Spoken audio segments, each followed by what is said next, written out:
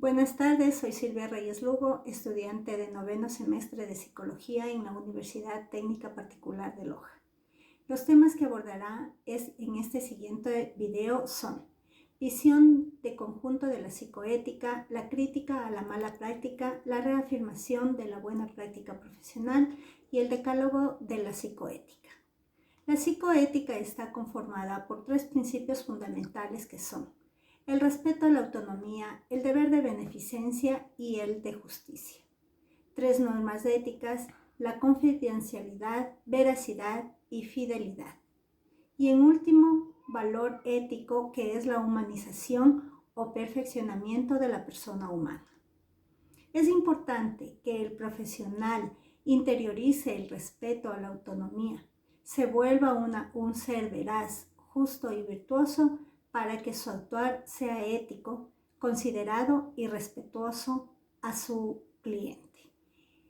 En la Declaración Universal de los Derechos Humanos de las Naciones Unidas se considera la dignidad de la persona o su tratamiento como fin y nunca como medio. La comunidad internacional considera el derecho a la vida, a la salud, a la educación e información, a la vivienda, al trabajo digno, a la libre expresión de sus valores filosóficos, religiosos y políticos, a la no discriminación, al ocio, al descanso, como un mínimo para evaluar si la igual dignidad de la persona humana y la justicia se respetan o no. Es decir, la persona tiene derechos, pero también tiene el deber de responsabilizarse del bien común de la humanidad. Dentro de la práctica psiquiátrica, la función del bioético es criticar las prácticas ilícitas y promover las que pueden perfeccionar íntegramente a la persona humana. Crítica de la mala práctica. Consideramos la crítica de los absolutos. El psiquiatra o psicólogo maneja categorías y nociones que son relativas, tales como normal anormal, saludable patológico, maduro inmaduro. Esta relatividad se convierte en problema ético cuando se las empieza a considerar como una verdad absoluta y se trata de imponer tanto en la teoría como en la práctica, sin reconocer que hay distintos métodos para resolver los diversos cuadros clínicos o trastornos de la personalidad. Crítica de los poderes y manipulaciones. El poder de los terapeutas se fundamenta en tres niveles: la incertidumbre diagnóstica, el riesgo de estigmatización social y el diagnóstico como consecuencias legales. De manera en que se maneje cada área depende de los daños o beneficios que experimenten los pacientes. Crítica de las relativizaciones.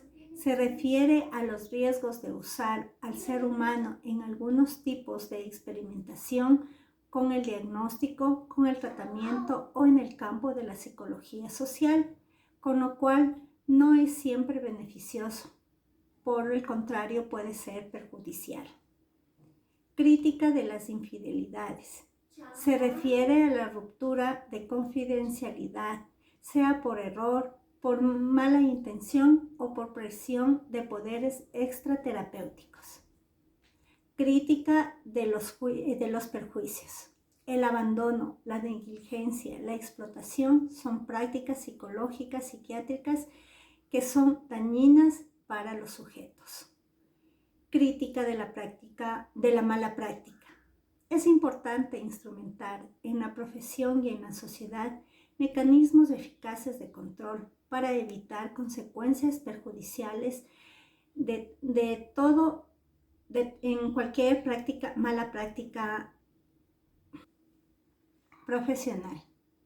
Para promover y reafirmar una buena práctica profesional, se apoyan ciertos procedimientos ya establecidos, como la decisión informada, el entrenamiento adecuado de los terapeutas, apoyo a la beneficencia, que es el deber de hacer el bien, apoyo a la colaboración interescolar y a la atención personalizada, a la investigación que permita encontrar objetivos teóricos y los caminos más eficaces desde el punto de vista de la salud psicológica psiquiátrica. Decálogo de la psicoética. Según Berger, los derechos del paciente psicopsiquiátrico son importantes. Sin embargo, es necesario también señalar los deberes que tiene el terapeuta hacia su cliente. El paciente tiene derecho al tratamiento más apropiado que le permita recuperar su autonomía o que le ayude a vivir con dignidad su trastorno psíquico. El paciente tiene derecho a un servicio terapéutico brindado por un individuo que sea competente desde el punto de vista técnico y ético. El paciente tiene derecho a pagar un honorario razonable o que se le ayude gratuitamente en caso de ser necesario. El paciente tiene derecho a ser informado de la escuela psicológica a la que pertenece el terapeuta, de los objetivos, las técnicas, el plan de tratamiento para así dar su consentimiento informado. El paciente tiene derecho a consultar a otros terapeutas si lo considera así. El paciente tiene derecho a que sus datos del proceso terapéutico se guarden y protejan su privacidad y tener una copia por si necesita para dárselo a otro profesional.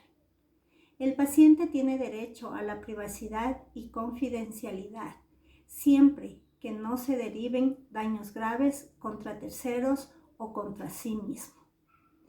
El paciente tiene derecho a exigir reparación de los daños que se le hayan podido ocasionar en la terapia y a conocer las instancias donde poder reclamarlos. El paciente tiene derecho a una experiencia terapéutica que tenga un límite determinado y a no ser tratado innecesariamente o indefinidamente. El paciente tiene derecho a que no se le explote, engañe y manipule por medio de la información que se le brinde o del poder o la sugestión que ejerza el terapeuta.